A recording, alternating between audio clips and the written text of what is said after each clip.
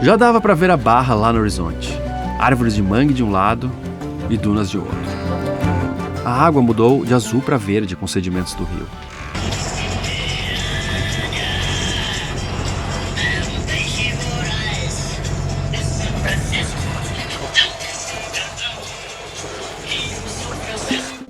Dava para ver as ondas quebrando próximas a nós. Nas áreas mais rasas, consegui identificar 2 bancos bem claros. Entre eles, muito provavelmente, fica o canal onde passaríamos. À primeira vista, parece tudo claro, mas vai saber o que tem embaixo d'água sem ter uma carta atualizada daqui. Essa barra muda constantemente, mas a partir dos anos 90, ela passou a mudar de forma muito mais violenta.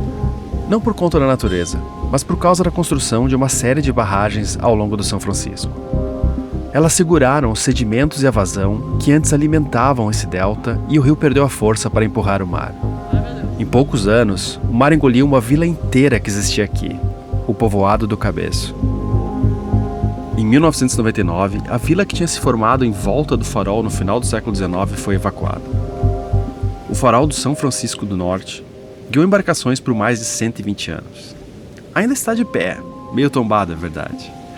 Mas vamos passar por ele daqui a pouco.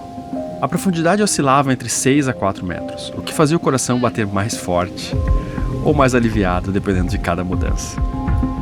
Em alguns momentos ficava a menos do que 4, o que dava muita apreensão. Aqui com essas ondas eu coloquei um limite de 3 metros. Se baixasse disso, eu voltava.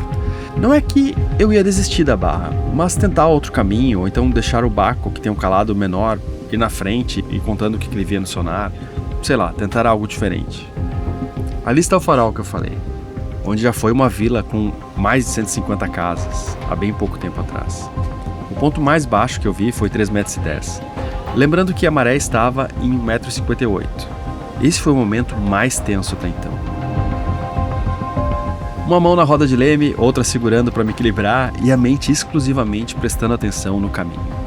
É uma barra que a parte problemática, rasa, é mais longa do que eu pensei que seria.